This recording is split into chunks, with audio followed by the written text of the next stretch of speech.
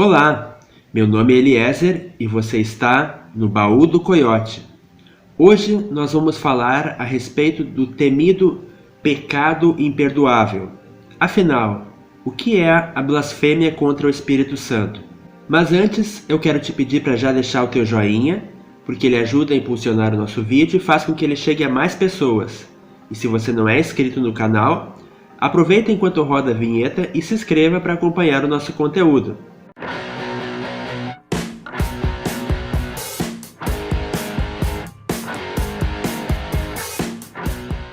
Eu nasci em uma família cristã de tradição pentecostal. Desde criança, eu cresci ouvindo uma afirmação solene: muito cuidado ao falar do Espírito Santo, porque ele é sensível.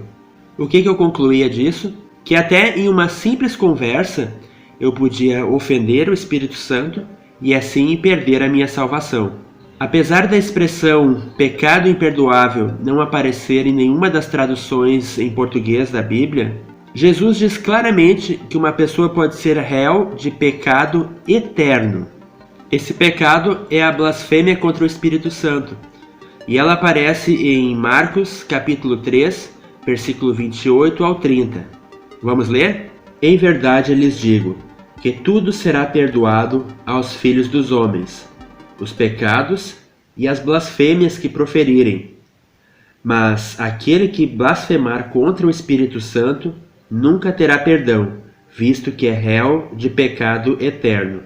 Jesus disse isso porque diziam: ele está possuído de um espírito imundo. Mateus, capítulo 12, versículo 31 e 32, sustenta o mesmo ensino.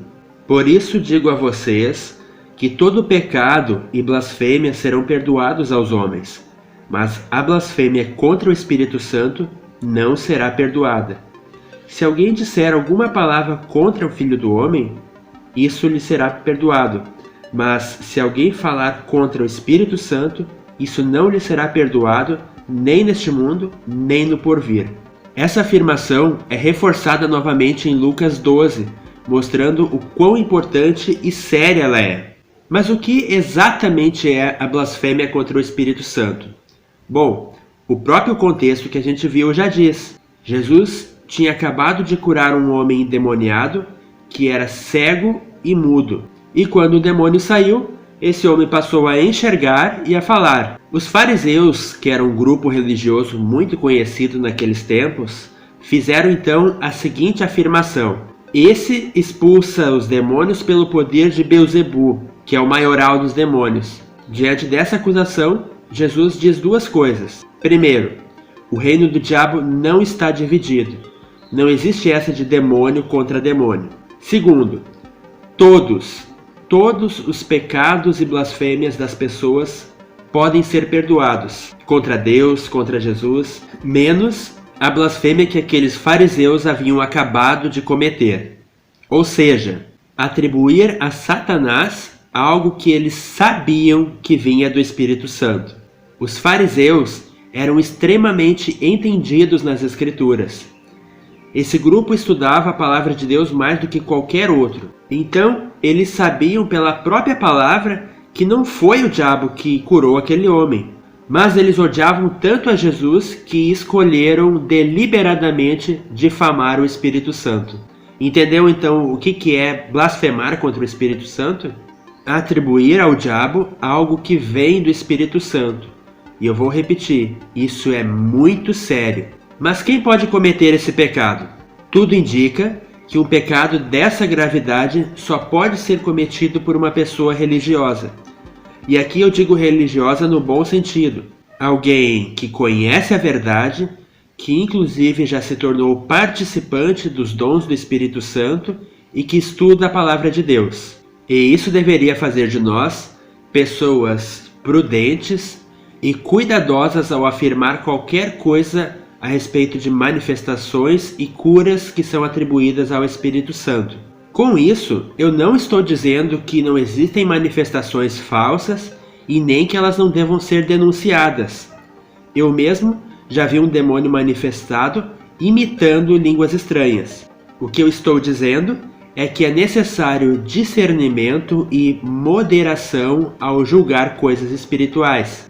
Isso serve de alerta para todos, mas especialmente para os jovenzinhos neo-reformados que gostam de zombar das pessoas que falam em línguas e às vezes de maneiras terríveis, porque não tem nada mais triste e trágico do que alguém sem esperança de salvação. A pessoa se torna insensível ao pecado, um impenitente que vai seguir um caminho de apostasia sem volta, não importa o quanto tempo esteve na igreja ou que posição ocupou. Eu quero que vocês acompanhem comigo o que diz Hebreus 6, versículo 4 em diante. É impossível, pois, que aqueles que uma vez foram iluminados, provaram o dom celestial, se tornaram participantes do Espírito Santo, provaram a boa palavra de Deus e os poderes do mundo vindouro, e caíram?